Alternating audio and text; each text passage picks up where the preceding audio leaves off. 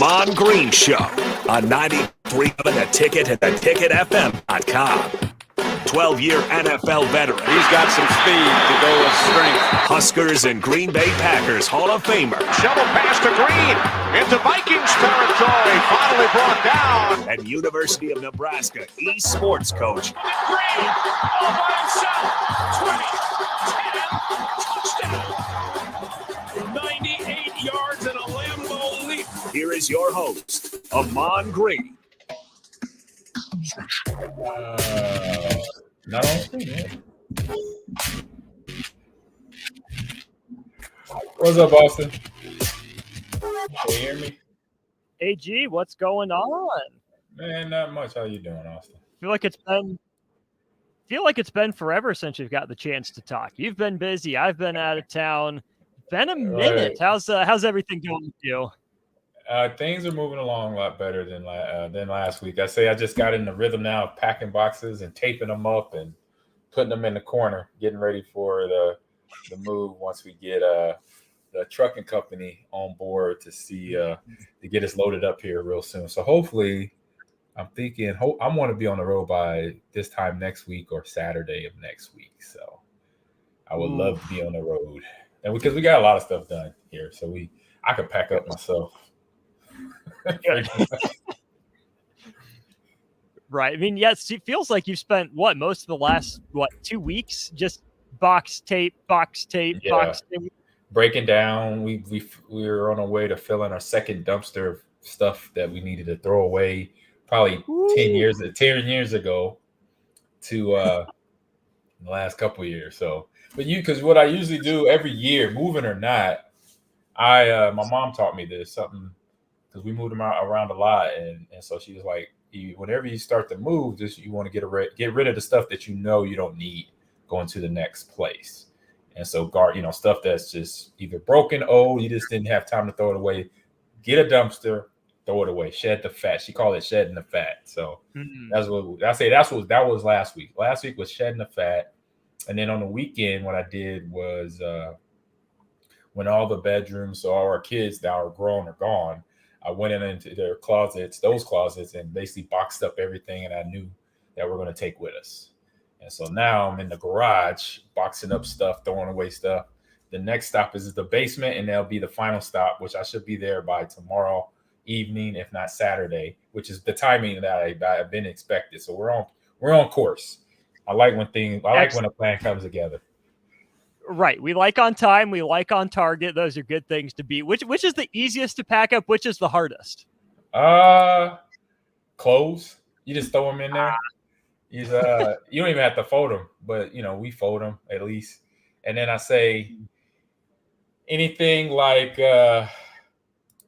electronics is the toughest because you got to wrap them with bubble wrap. Make sure they're taken care of because you could drop a box and then the Blu-ray DVD player doesn't work anymore, or the TV screen is cracked. Right. You don't want that happening. I'm like, man, my big screen is broke. Oh man. The good thing is the big screens do not cost as much as they used to years ago. Right. I remember buying big screen for the house that we're in now, and you don't even want to know the price I spent on this big screen. I don't even want to say it anymore. It's sickening just to know what I paid for was a plasma 60-inch screen. I don't even want to say the numbers. That's how bad it bugs me. It's like, I spent that much money on that. What the heck was I thinking? It's crazy seeing TV technology go from, plasma to 4K and even beyond. What's gaming like on a plasma versus, a modern day 4K? It's still good. I mean, so I play on a couple right out. So right to my right is where I used to game. And then I streamed in the area too. So I could still play my 360 on there.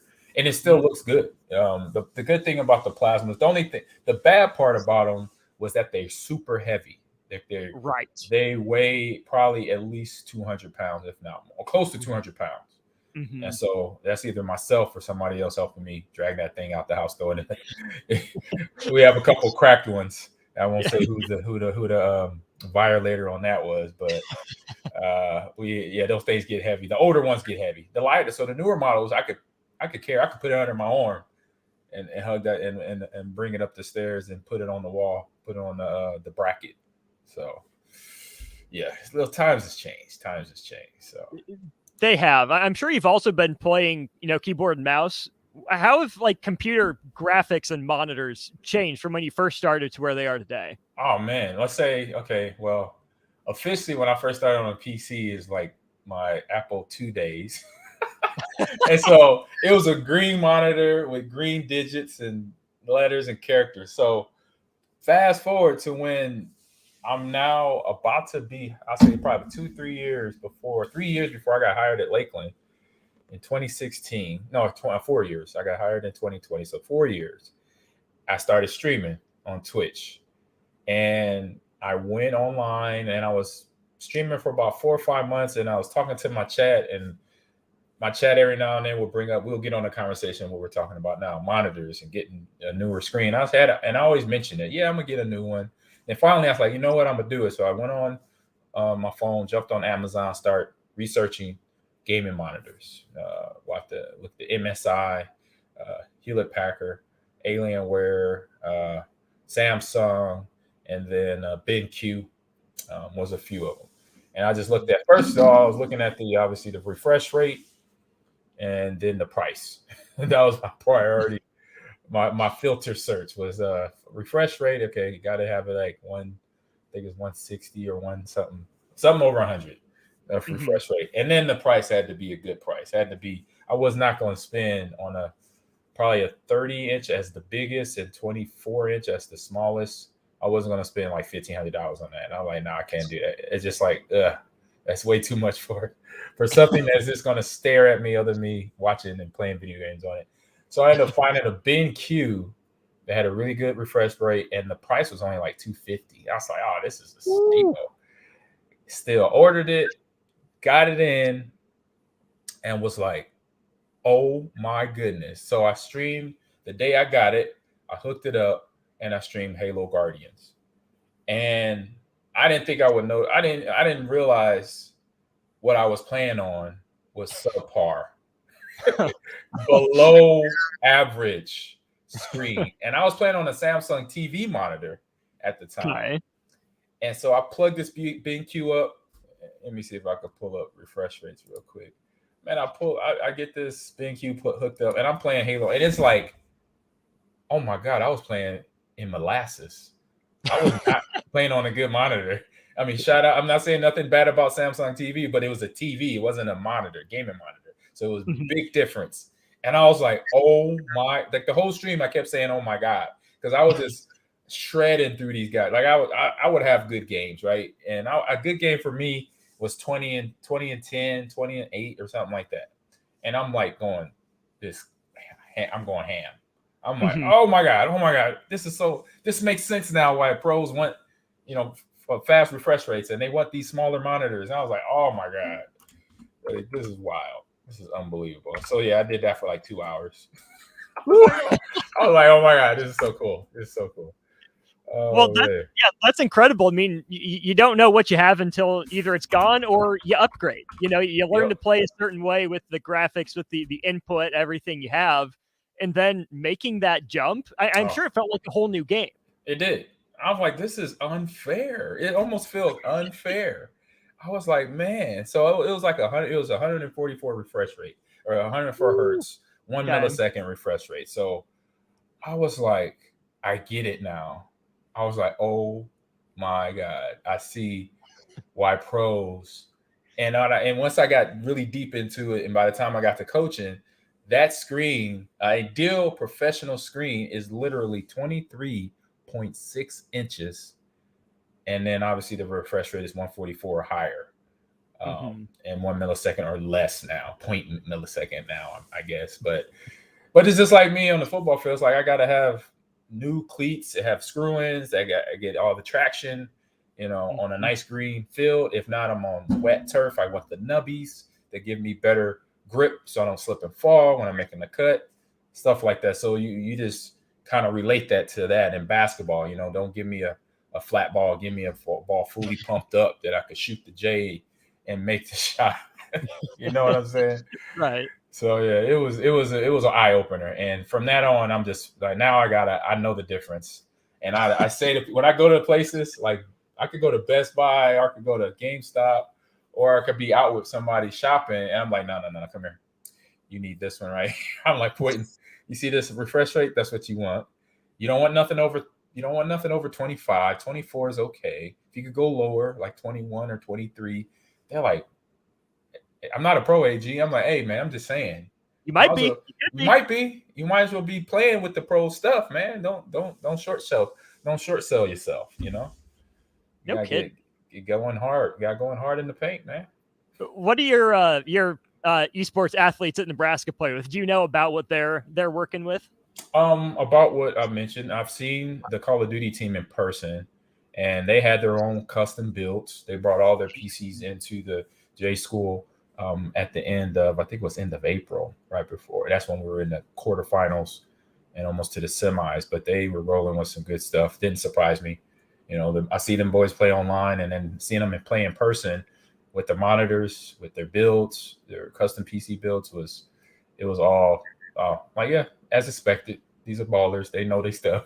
They Right. they got the game winning stuff ready to go.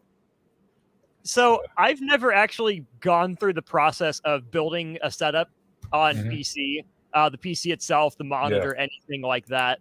But from what I've heard, what I've watched is it's a big deal, right? Like Oh yeah. it's if you're going to take the time to put it together and make it your own. What's that like building your own, PC monitor gaming setup for mouse and keyboard? Oh man, it's awesome. I mean, it's just like if you're a mechanic and you build a car, Mhm. you're picking out your engine, you're picking out your brake system, you're picking out your AC unit to stereo system to the windows to everything. And so here, building a PC, you know exactly what you want. Especially if you're a competitive gamer or if you're somebody that's just a streamer that wants to play RPGs.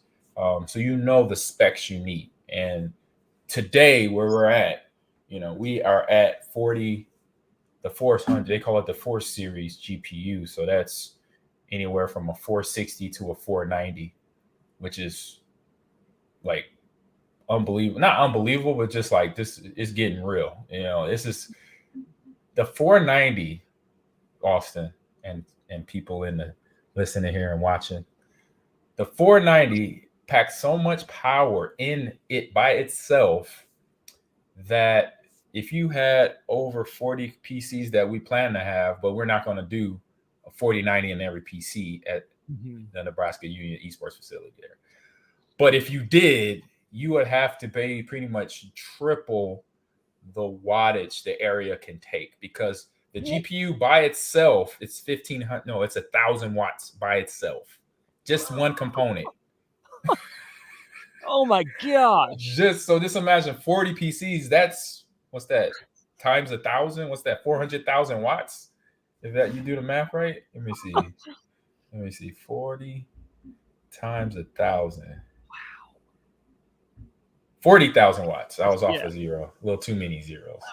But still, that's a lot. 40,000 watts pushing through. And that's just the GPU. Yeah. That's not the power for the whole PC.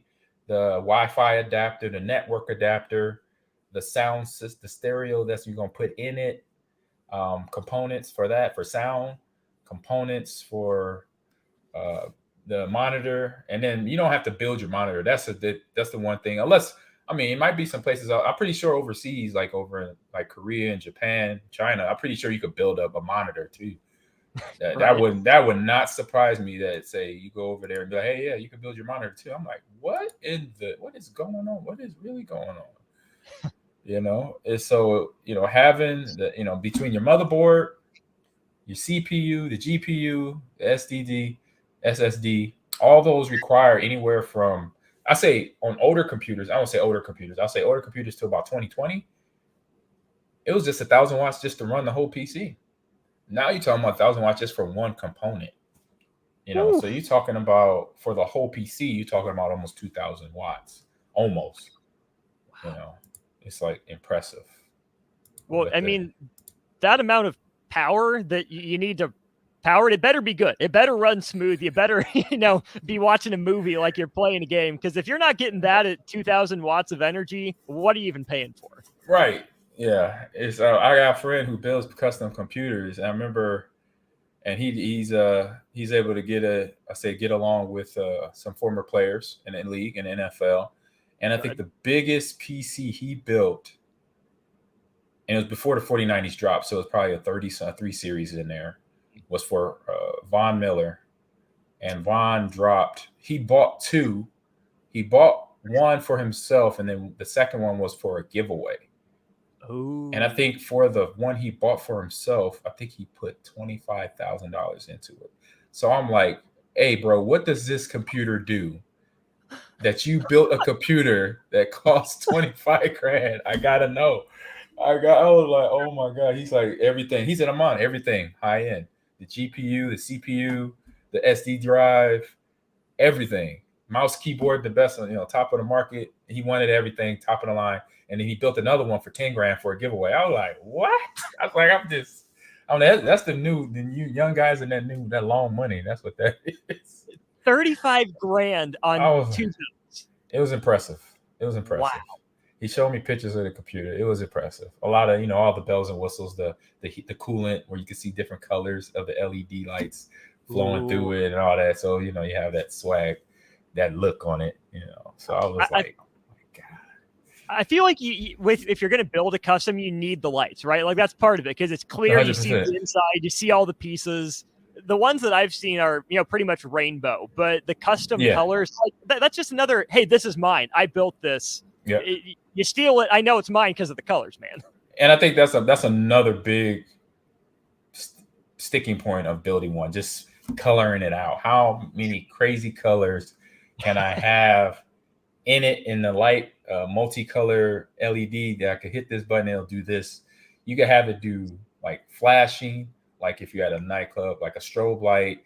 I think he set it on mine, and I learned how to use it myself to where it was like raindropping. It was like hit like raindrops. It was pretty dope. I was like, oh, that's sweet.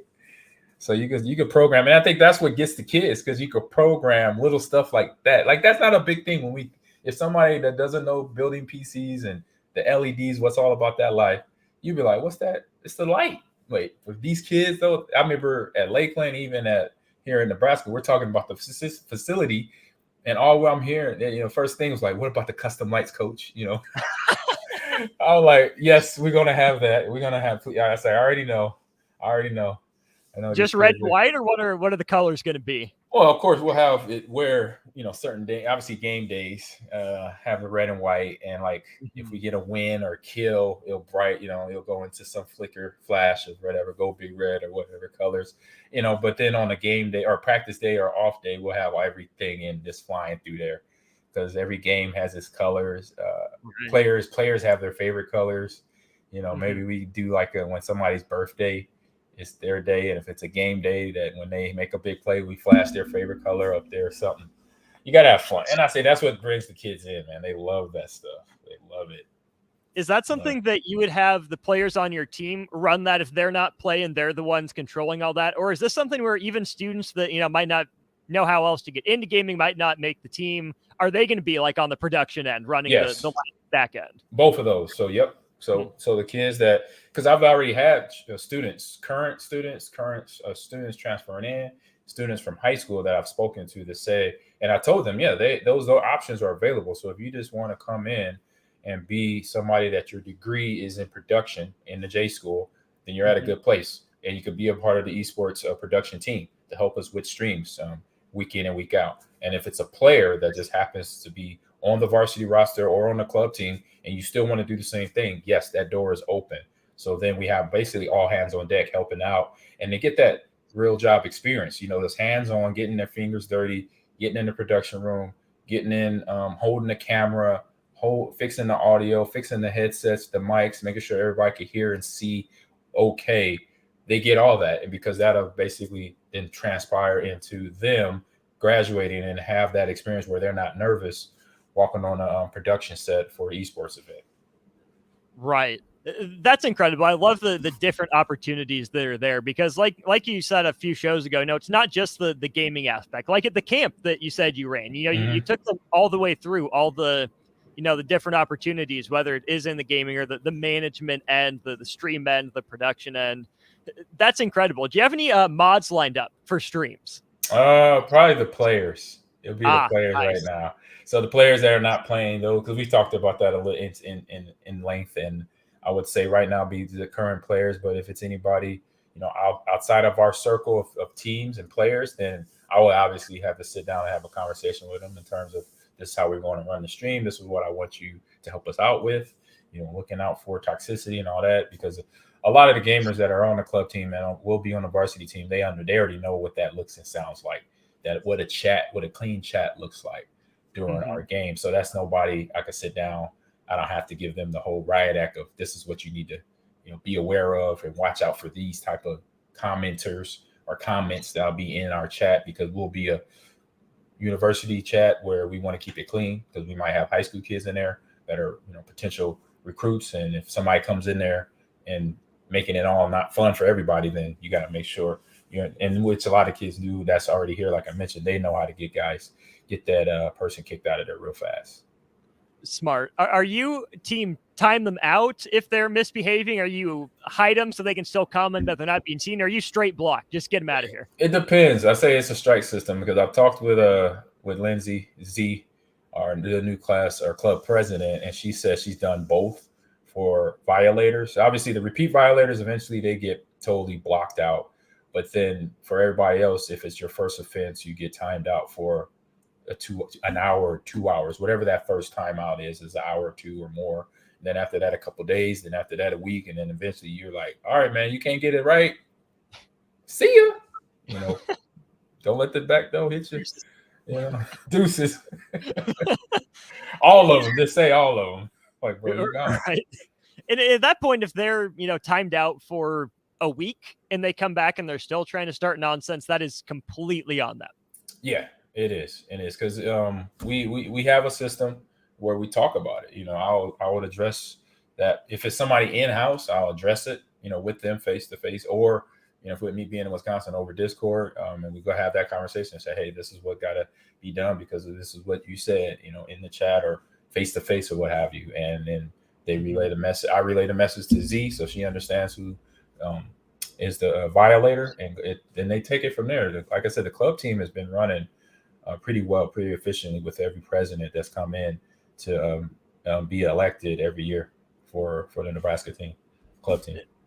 That's awesome. I think it speaks to the testament of kids that were already here, the character they have, and the ones that you're recruiting. Because especially with a new program, we talk about that in sports. When a new coach comes in, it's set the culture, right? Culture's got to be right. That's the first thing, and there's no way that's any different for you. No, and that's the beautiful part that I paint the picture for someone that I've like since I got in Lincoln in January, and I remember talking to Coach Rule for the first time about it and hanging out with him and some of his coaches. And it's like, hey, it's nothing with y'all. It's nothing. We're doing nothing different than what y'all doing over here. Mm-hmm. And I say, I'm looking for kids that can exhibit good leadership, can spread our culture of accountability, teamwork, dependability, and dedication so we could have the teams to be successful. And they already have been. So they kind of got that down. So I just want to, ain't nothing broke, so I'm not trying to fix anything. So just keep this ball rolling the same way for the kids that have been in the club team for the last 4 or 5 years. Some have graduated and moved on, but for the ones that are like coming in as sophomores and freshmen, and then now soon freshmen, like I mentioned, then they understand the culture already. I know DP's thrown a lot of ideas out at you, and I'm sure you have plenty of your own, but a Nebraska esports versus Nebraska football Madden tournament is something I will be front row to watch. Oh, I can't wait. I've already played a few of them, and it wasn't pretty for them. It wasn't pretty.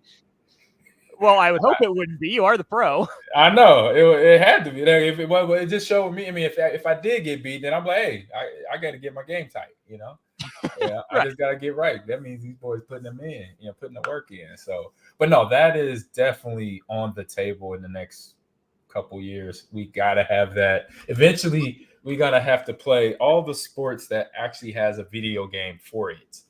Yeah. We got to do Wii bowling with the bowling team. I don't know if we're gonna make that one. Them ladies are good, and the Ooh, that's so guys. good. Yeah. I think there's volleyball. There might be volleyball. I think Mario might have a volleyball, maybe. Yeah, that's right. Yeah. And I know Yeah. tennis is out there. They got pro tennis. They got Mario tennis. They got golf. Play Mario some golf. 2K. 2K, of course, against the basketball men and the ladies. That's the fun part about this. We could say, hey, what's up? We could do this. Let's play this game. Let's see where y'all at. Let's see where y'all pull up on. And I think that perfectly fits what Trev Alberts says he wants with his athletic department. Coaches connecting, talking with each other, bouncing ideas off of each other. Yep. Bring the programs together, especially once you guys hopefully get folded into the athletic department. Like I think would be smart, like you're pushing for. What better way to do that than like college kids do college kids, hang out together. Exactly. Get to know them. Get to know each other, and then there's that whole inclusion. Everybody's understanding themselves and get to hang out with each other. It's like you're not much different. You may look a little different, but you're not much different on the inside out. And with the activities that brings out the competition, it's all the same too. I mean, because I was just thinking about this today to myself, just thinking a lot about how competitive I am and why it transferred over, because it's just easily there for the games that were presented to me when I first got into gaming. I say as an adult, when I got into Halo and then GoldenEye and then Madden, have been there my entire life. It's like that competition is just as serious if I'm getting ready for football from back when I was playing now. And I think that's what the kids are going to find out once we get to hang out in the lounge that's being built over by the new weight room and stuff. And even our facility too, when we have some of the football players, we have basketball, baseball coming over, softball, checking us out and hanging out with us. And be like, they get a game going, that a Fortnite or a game going, a CSGO or Call of Duty or even League of Legends, that competition is going to come to the surface, and that's what makes it fun. Is there anything to that competition aspect that draws athletes into gaming? 100%. I mean, you have almost every element that reciprocates from the actual physical sport. You have the I say the parts, the things I don't usually do. I'll say I don't trash talk. I don't kind of showboat or anything like that. But you have that in the games, and you're going to have that amongst the players in the place, and it's a safe place because it's all for fun. That's where we lay it out on the law as a coach and say, hey, I know there's going to be trash talking. Just keep it friendly, keep it fun, keep it light. Don't get serious. Don't get personal, and don't take it personal. Right. Make sure you let the players know before we do, because we might just do one for fun or maybe for a fundraiser. And especially for a fundraiser, you got to lay it down. It's like, hey, this is a fundraiser. We're not here trying to win championships and become a Hall of Famer in the Call of Duty realm. We're not doing that. We're raising money for the Boys and Girls Club of Lincoln or whatever. This is what this event's for. So don't come in here, Leroy Jenkins off the top rope, thinking you about to go pro in a esports game. No, you're here for a good cause. Okay.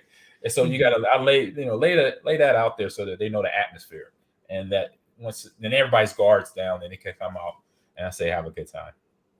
Absolutely. So that's the aspect of it where it's for a good cause, but you're sitting down at home, you're gaming yourself. Mm-hmm. What's the difference between that competitiveness that you had on the field to be the best you can in your professional career, and the competitiveness you have when you're supposedly relaxing, playing video games when it wasn't your day job? Right. So my competitiveness in gaming, it's a little bit more calmer because obviously it's less physical. The only physical part is my fingers and my hands and my wrists. But then I got my thinking. My thinking is similar to when I was playing. Just I'm trying to win. Mm-hmm. What I got to do to win. All right, this game is Madden, so it's football. Okay, I got to score the most points.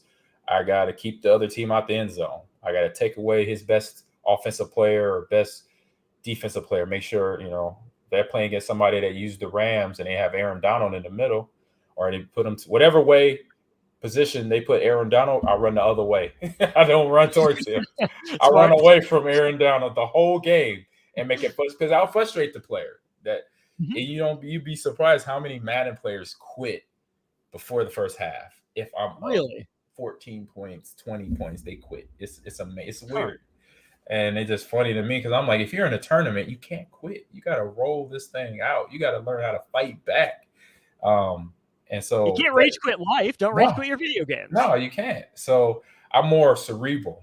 I'm not, because with the physical game, a part of my game was being physical. So that means I had to be, I was tense. I was physical, running guys over. But now my intensity is in my thinking process, and then problem solving, like looking at the map, seeing where we're getting attacked and where I'm going to rotate if I'm playing Halo, if I'm playing, Madden or NBA 2K, just knowing how the mechanics, because I don't play 2K a lot. Make sure I got the shooting mechanic down, making sure I know what the steal button is, and then thinking about being a basketball player, like what I'm trying to do, who do I have, who am I controlling, stuff like that. So it becomes more cerebral sense, but it's still that intensity is there. So if somebody was sitting next to me, I still don't trash talk, so I don't say a whole lot, but I play hard. Like I could be losing the game, you wouldn't know the difference because I still be playing, coming at you, in the essence of the game itself, trying to win. And so that's where guys I play with or against, they like, man, you good, you good. Like, man, I don't like guys that beat me just barely. They're like, man, if it wasn't for that one play, you would have had me. I'm like, oh, that's how the ball bounced though. But I'm gonna always play hard. So just like physical, when I run guys over, they just trip me up before I get in the end zone. They come under the game. They're like, bro, you a headache, man. So I'm just bringing that same element, but more mental element than physical from the football field. I'm a casual. I fully admit that I don't have the time I want to dedicate to it to be good enough. I mean, I can have my good games here and there, but I definitely consider myself more a casual gamer. You've done it for a long. You've put in the practice. You're coaching it. Yeah. I there's this term thrown around. I'm not going to say this is what you are in any derogatory way, but sweat, right? Casuals and sweats. Yeah, sweaty. World. Is that a term of endearment? Something that if someone called you a sweat, you would take pride in? Or are you like, what the heck, man? I'm just good. I don't know. That's a great question. I probably would take pride in it because I'm like, I'm just doing me. This is how I play. If you want to call me, you want to put a name to it, be my guest. Thank you. I appreciate you. I was like, because they say, and then they have there's one out there called tryhards. And right. I was like, I kind of it was a term of endearment too. Somebody called me a tryhard one game. I'm like, thank you. I guess I'm trying hard to win. So I don't want to come out here with a L. You got me. I'll go ahead and be a tryhard. Okay. But I'm not going to be toxic. I'm not going to be negative. And those are not, well, toxic is the word, but negative is not. But I'm not going to be any of those. I'm going to be a team player. And I'll say 80% of my teams I play online, especially with Halo in random lobbies, we win. And I'm saying it's all to do with me, but it's when I'm start making out my call outs, people take notice. They be like, by the end of the game, I get one or two compliments of, hey man, that was a good call out. Good job, man. I appreciate you on that. I'm like, hey, no problem, man. Anytime. That's what I do, Yeah. And communicating isn't trying hard. It's just a baseline. Exactly. That's what one time, I think I told you this story. I got called a nickname. It was Tactical Timmy because I kept calling out all the all the call outs like accurately. So man was like, and he's my teammate too. He's like, Tactical Timmy, shut up. I'm like, don't you want to know where the next person you could kill is at? He's one shot over in the left corner, bottom left, top right. Don't you want to know that? Man, you be quiet, man. I'm like, all right, whatever. But I kept talking. Even though he was frustrated, I was like, he's gonna have to deal with this for another 5 minutes. I'm gonna keep on talking. So you ain't changing my game, bro. I was like, this is hilarious.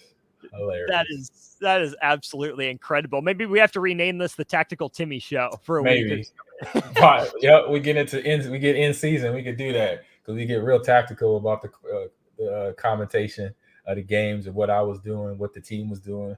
Get some game film and break it down. That's awesome. So you've had a chance to watch some of your players, I'm sure, listen to them. Obviously, to play for you, they're going to have to communicate. It sounds like they have to have their call outs down and be solid, talking to each other. Yeah. Who have you seen on the team that you would say are the best communicators, though? The best of the best? I've seen a few games, so I haven't seen a whole ton of games, but a handful of games for Call of Duty and Valorant play as well. And I know from Call of Duty, Zeebs, that whole team communicates very well. And a guy that is their shoutcaster for that, Jaden, he does the show, on Saturdays with the group. Yep. So he's a really good. He knows his stuff. So between them and the whole squad, really, and I haven't seen League, I haven't seen all the Overwatch, I haven't seen Rocket League team a whole lot. So I'm just saying those for now for Jay. But as the season gets here and I'll be able to watch practice, watch games, then I'll find out who the best tactical Timmies are out there. We're gonna give that. That's gonna be the award of the week for the best call out person. Tactical Timmy award. There we go. That's incredible. There we go. See that person was trying to be toxic to me. You see how I flipped that around? If you find the video or you remember the gamer tag, we need to get an award sent up and just mail it to him. Like, this is in your honor. You get the first one. You are the namesake. Yeah, but that was like, that might have been almost 4 months ago. It might have been back in like February or March when I was playing that game, and I got called Tactical Timmy. I thought that was hilarious. Well, at the football stadium, they have, the All-Americans, the academic All-Americans, stuff like that. Yeah. This is my pitch for the esports facility to have a Tactical Timmy wall. There we go. Employee of the month sort of thing. I like that. There you go. Yep. And then what's another one? What was another one I was called? Or what's another? Between Sweaty. Sweaty's good too. I mean, I don't think that's a bad thing. It's just Sweaty is like, it's saying, man, you in there with some ballers. That's another way to say baller. Mm-hmm. Somebody says Sweaty. They balling. So you better be ready. You got a sweaty lobby today. You're like, oh, okay. Gotta put that work in. Yeah, get my mind right. Let's get it. Mm-hmm. That is incredible. I'm trying to think. I haven't had a sweaty game in a while, with it being summer, family in town, all that stuff. Yeah. I've just been super casual on Call of Duty and Fortnite recently, but that's one of my new favorites. Thing that's supposed to be an insult. When I do have a rare good game, someone will say, go touch grass. Yeah, like, dude, I've heard that one. I sat down for half an hour. I had a good game. I got lucky. I'm sorry. I'm outside more than I'm on here, but touch grass has quickly become one of my favorites. Somebody said that to me one game too. It was like, hey, Batman AG30, go touch grass, man. I was like, what? That sounded like something my mom would say to me when I was like 8 years old. Boy, go get outside, go play out. Go touch some grass. Maybe that's where this came from. Moms are good about that. Inspiring those. My family, I don't know about yours when you were, growing up, what your rules were for gaming, but my family said the rules were we could only play on the weekends. So Monday through Friday, that's for schoolwork. That's for practices and whatnot. By the time that's done, it's 9 o'clock at night, about bedtime. Right. Weekends then, where if you didn't have a game, you got to make sure your homework's done, and then you jump on. Yep. Mine was similar. I could play during the week. I just had to have homework done, which I did. Mm-hmm. But half the time I had football or baseball practice, I'll come home wore out. So I'll just take a shower, eat dinner, and go to bed. But my weekends were set up the same, where the limit was I could play for 2 hours, and then I had to go touch grass. I could stay outside all day until the street lights came on.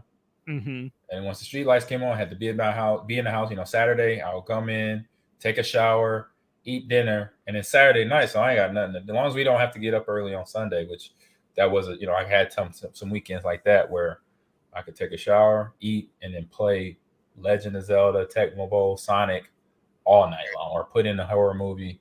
Let's get it, Oh yeah, that was the spiel. And then Sunday, same thing on Sunday. I could play for a couple hours, go outside, touch grass, and then come back in. And that was a school night now, so it was like, boo. Unless it was summer. Yeah, summer is different. But a school night, I could play till 9 o'clock. Then I had to go be to sleep by 10. So I'm gonna assume the statute of limitations has passed on this. I have graduated. I have my high school diploma. I have my college diploma. So sorry in advance, mom and dad, if you're listening. But my thing, Ahman, was it's not anything too bad, but Saturday morning specifically, my routine would be I would set my alarm before anyone else would get up. I would wake up in time to watch the Sports Center top 10. That's just what I wanted to see. Yeah. Show me the top 10 plays. Then I'm taking my breakfast downstairs and playing, while I'm eating between games. Everyone else gets up, I'm just, chilling on my phone, on my DS or whatever. Oh yeah, I'll get my homework done. Like I knew I was going to get it done. I always did. Didn't have any issues with that. But I was the early riser. I did sneak in some video games many a Saturday morning. Oh, nice. See, yeah. Once I got done playing ball, I was kind of the same. I knew that if I didn't put it down on a calendar, that I would just lose track of time and be in the basement all day long. So I put on my calendar an hour for Halo, an hour or maybe 2 hours for Madden. And then if whatever RPG I was playing, which when I first retired, it was God of War, the old ones on PS. I think that was PS2 or PS3, and I went through all of them in like a month. And that's when games are short. Okay, they're not epically long like they are today. I was like, goodness gracious, so I could get through a game in a weekend. Give me 2 days games beat, I'm good. So yeah. What are those games that you found it easiest to get lost in, to lose track of time, and you look up and 3-4 hours have gone by? Oh, easy. Well, God of War was one. Grand Theft Auto. Okay. I played majority of those, so you could get lost in that world. I say any RPG. Like I played Hitman. Resident Evil would get a little frustrating because it was kind of tactical. Because you had to you couldn't just find the whole round of bullets. You have to find pieces of a bullet and put the bullet together, and then you have a bullet. Or you could find the pieces of a bullet, and you got to make sure you don't make a shotgun bullet, because then you don't have a shotgun. So Resident Evil they thought about it. It's like, man, we're gonna make the people build out a bullet to make sure they have inventory. So they know they gotta find the gunpowder, they gotta find the shells, and then the caps to shut off the bullet. And then make sure you got the gun. Because if you don't have a shotgun, you can't use shotgun bullet. I figured it out really hard. Right. I found that. I remember one time I was so happy to make the shotgun bullets. I found out I didn't have a shotgun. I'm like, oh God, what? I wasted about 5 minutes of my time and about to die because I don't have a shotgun. And shotgun, in the game is one shot and it's over. Yeah. Nah, I didn't have a shotgun yet. I hadn't found it yet. And that's the other thing. You gotta find Resident Evil. You gotta find everything on the map or in the building or the city, Raccoon City. It's like, oh, you're killing me, Smalls. You're killing me. The looting part of some games is so incredibly expansive. These days, yes. Oh my gosh, the way they make you find every little bit of every little thing. And then some of them even have the audacity to not have great UI in your inventory. So it's hard to find where everything is. It's like they don't give you full definition of some things too, because you think something's worth it, and you find out, man, that didn't do nothing.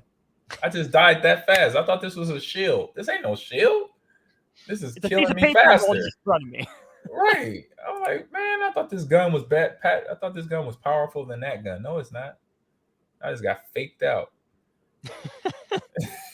And I guess they have to have some of that in there to make you come back and keep playing. But yeah, don't waste our time. Don't waste our time. We got stuff to do. We want to get through your game. We don't want to die. Yeah. You don't want to keep dying. There's a lot of games like that out. It's just you're dying over and over again to come back. I'm stuck in Jedi Survivor right now. Oh, and it's not like you said, trying to kill the bad guy. It's just I'm on a map. It tells me nothing. I can't get nowhere. I think I'm stuck in this one area. There's no way out, and I can't get out to go to the next part of the map. Oh no! I was like, come on. Either there's something there or there's absolutely nothing there, and I don't know which is worse. Right. And I'm like, it's okay. I'm on this like ostrich animal that's going to help me get through the area. I get on it, then it can't jump over the walls or it can't get over the mountain. I'm like, what's the point? What? I'm like, they had me go through all this hell and high water, and now I'm stuck in the area with an animal that can't get out of the area either. I'm like, oh, okay. They're going to have to. And that's where the thinking comes in video games. That makes you problem solve. Like, all right, I didn't play this thing 18 times. This is the 19th. The last 18, we haven't figured it out. I don't know what's going to be different about this 19th time, but here we go.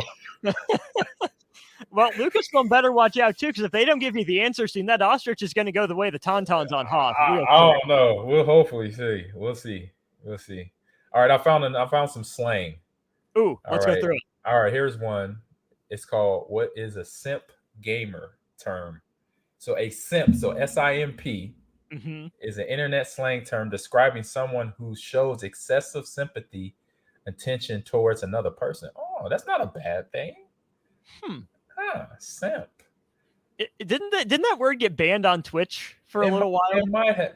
Hey, it might have. So typically, someone who does not reciprocate the same feelings in pursuit of affection or a sexual response or a sexual relationship. Excuse me. Interesting. Oh, I never knew that. Simp gamer term. Okay. Okay.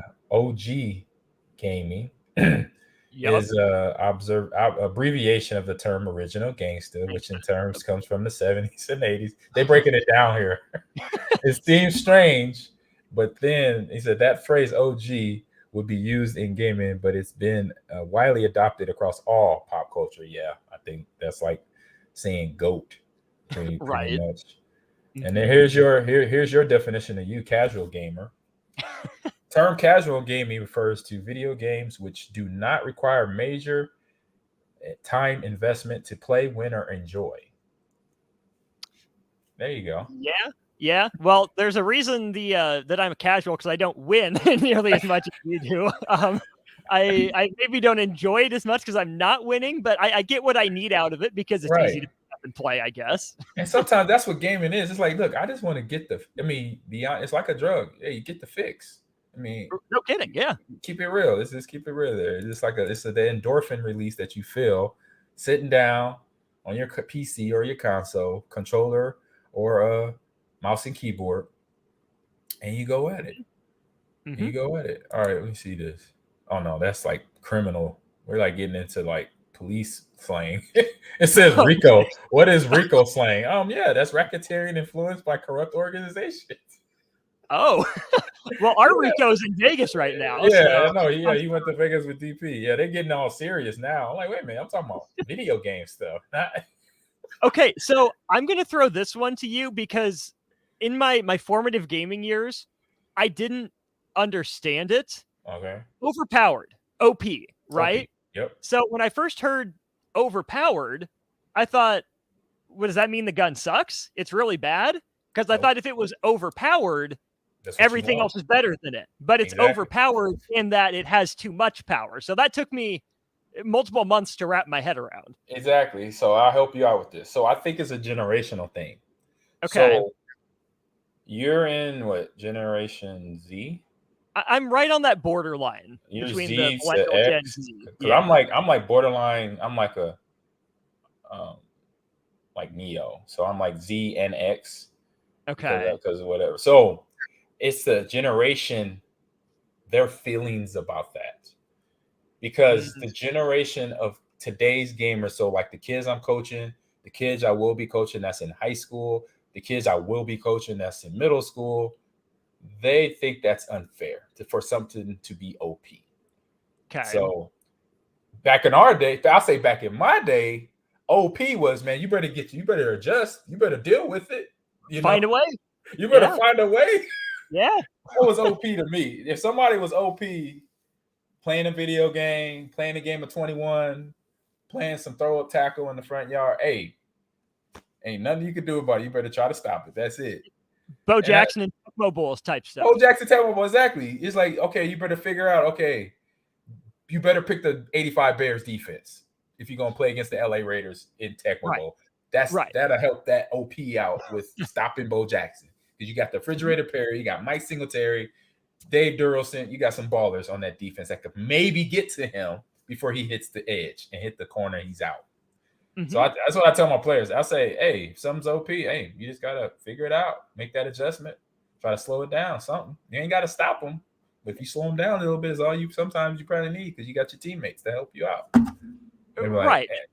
And that's good gameplay, right? Something really good has a counter. Yeah. It go good in different ways, counter in different ways. I do wonder, too, how much of that kind of generational divide has to do with the frequency and availability of updates, right? Because now you can just flip a switch, take something from, King of the Hill to trashy never used in the blink of an eye. Yeah, and that's the game developers playing it. I say part of it is paying attention because obviously when they update a game and they find out something that's really OP and the players don't like it, then they were like, all right, next update, we'll just tone that back. We'll bring that back a little bit. So that's them paying attention to that because right away. Because, for example, in Overwatch 2, it was a character. Hold on, let me look it up real quick. That they updated. I think it was Weaver. And let me type it in Weaver. Is it Weaver? It was Weaver or something Weaver. Life Weaver. And she was super OP because her ultimate was she's a healer. So she heals her teammates up.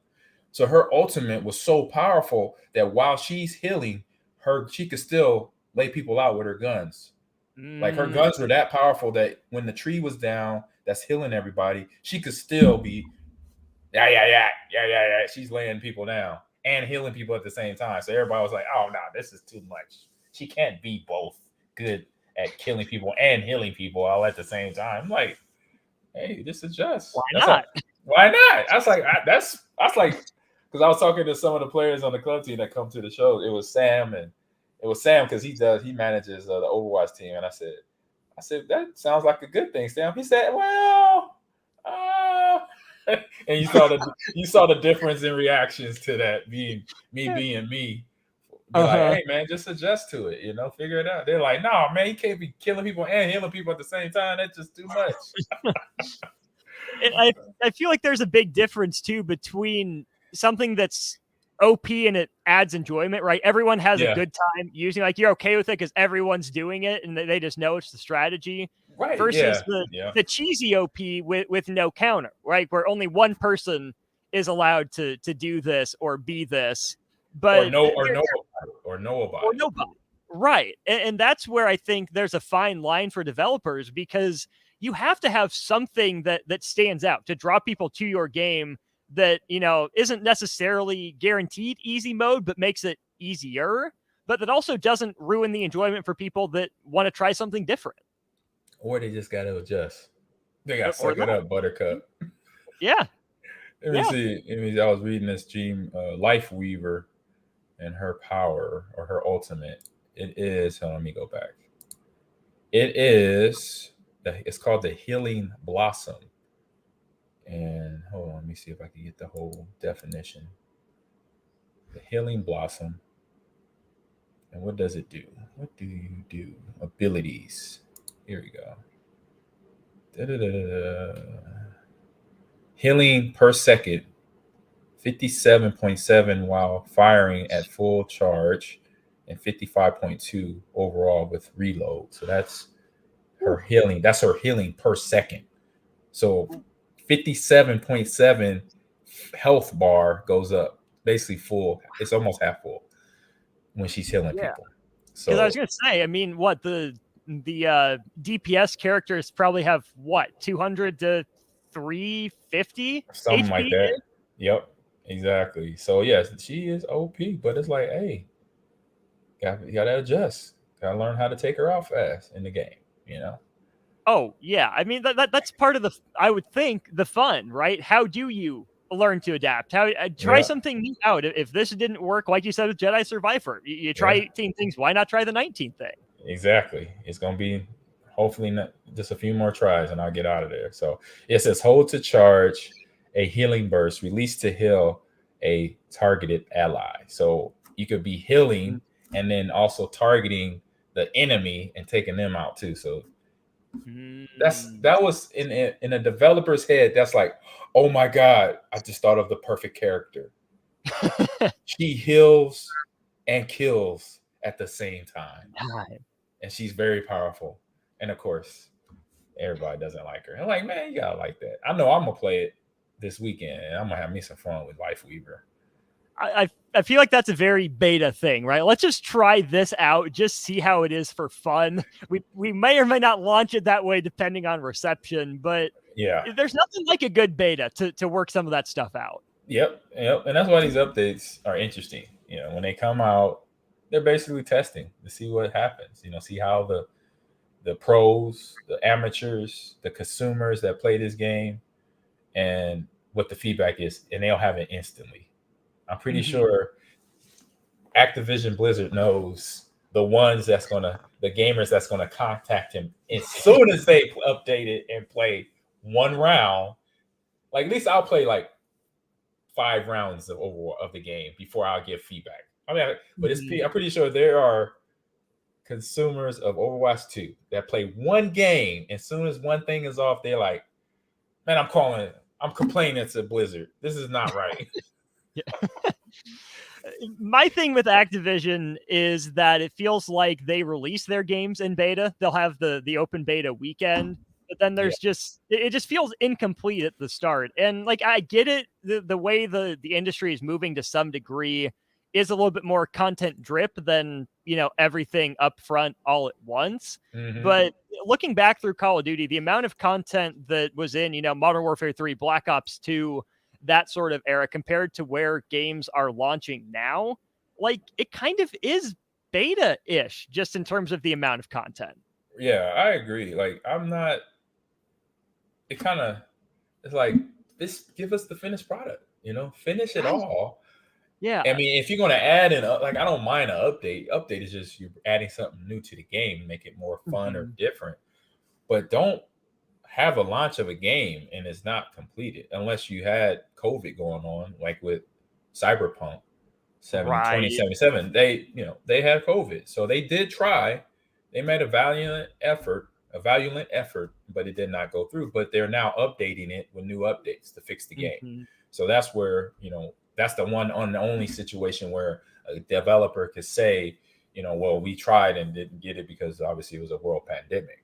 But outside of that, a lot of games could just make your game first and then update it in the year after the game is launched. But make sure you have all the bells and whistles going for the game to make sure it's the product that you want for the consumers to play on.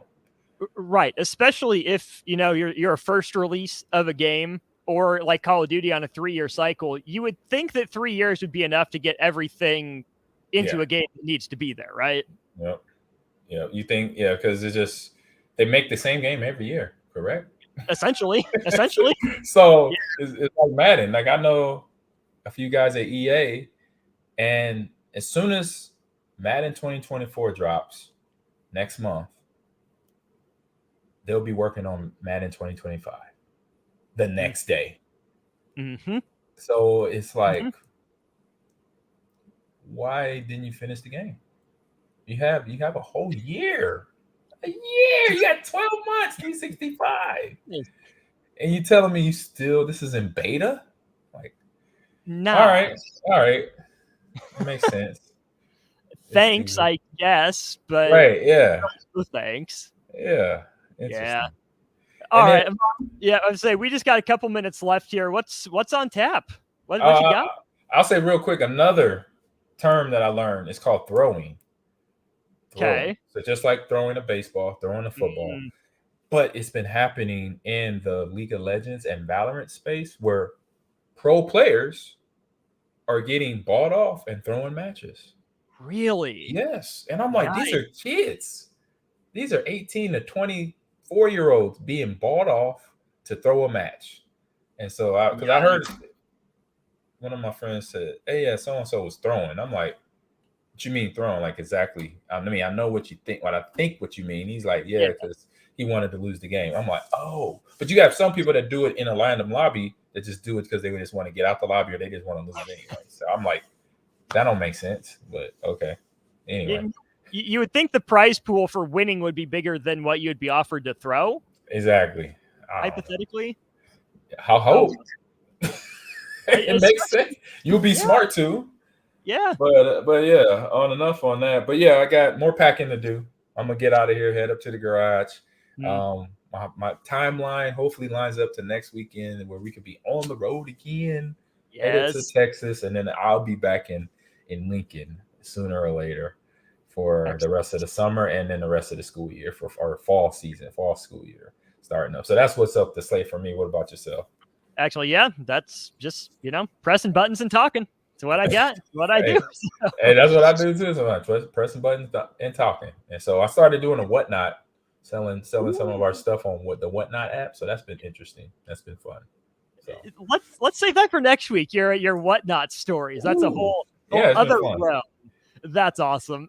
He's Ahman Green, the Husker legend, Hall of Famer, Green Bay Packers leading rusher. Back in Lincoln, hopefully soon. AG, it's been a pleasure. Good luck with the rest of your packing. Hey, same here, Austin. Appreciate you. Talk to you soon. For Ahman, I am Austin. We got more Ticket Weeknights coming up next. We'll have the Junior Achievement Hour. We got Tony. We got Tyson in the building. We'll get with them. Again, for Ahman, I'm Austin. It's been a blast. We'll talk to you soon. Agriculture is the economic engine of the Midwest. At Acres Equipment, we dedicate ourselves to making that engine run smoothly. We supply our farmers and ranchers with quality John Deere equipment, parts, and service. We also deliver the most advanced technology and precision ag strategies to help them farm today and for the future. Acres Equipment, solutions for every field. Ladies and gentlemen, it has come to the attention of the Nebraska Lottery that when people hear a radio commercial in their car for one of our lotto games, Powerball, Mega Millions, or Lucky for Life, they tend to begin daydreaming about how they'll spend the prize money if they win, instead of paying attention to the road. So please, when I tell you that Nebraska Lottery lotto games offer big money and big fun, keep your mind on driving. Do not start thinking about all the things you could buy if you win. Things like bright red sports cars, tropical vacations, 100-inch TVs, hot tubs, SUVs, a new computer, motorboats. Bob, snap out of it. Oh, good heavens. Ladies and gentlemen, my apologies. Perhaps I should go home now. You better let me drive. Lotto games from the Nebraska Lottery. Top prize odds vary by game. Working at Continental in Lincoln isn't a job, it's a career. And right now they've raised wages again and they're hiring for production operators at $24.11 per hour, which grows to $28.27 per hour within 3 years. Skilled trade positions now start at $32.76 per hour with opportunities to make more based on certifications. Continental also has salary jobs available and great benefits, plus medical and prescription costs at very low premiums. Dental, vision, and life insurance are offered at no premium cost to the associates with increased bonuses and vacation for new hires. To learn more or to apply, go to continental-jobs.com with keyword Lincoln. Come work at Continental today.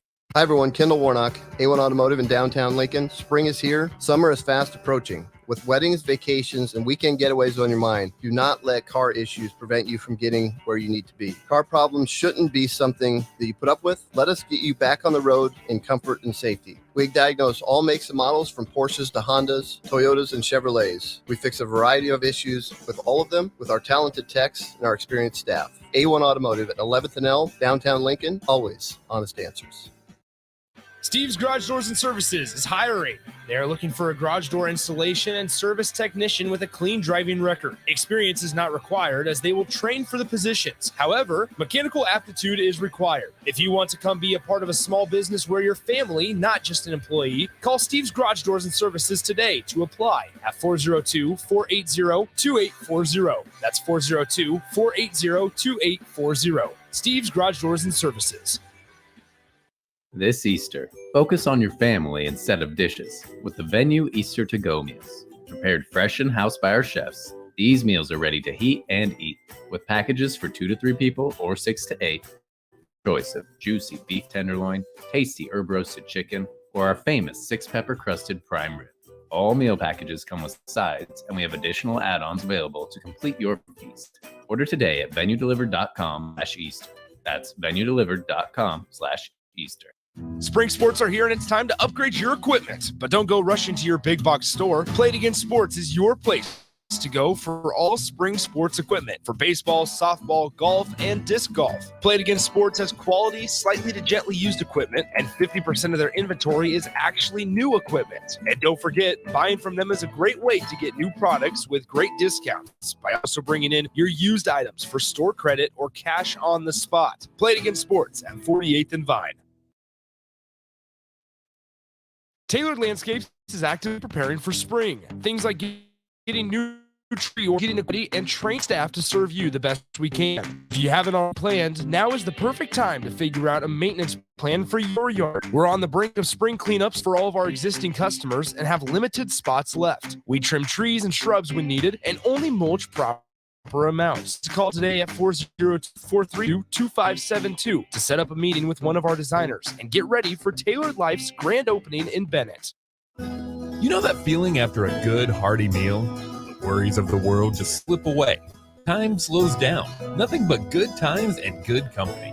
That's what you get with Mary Ellen's Food for the Soul.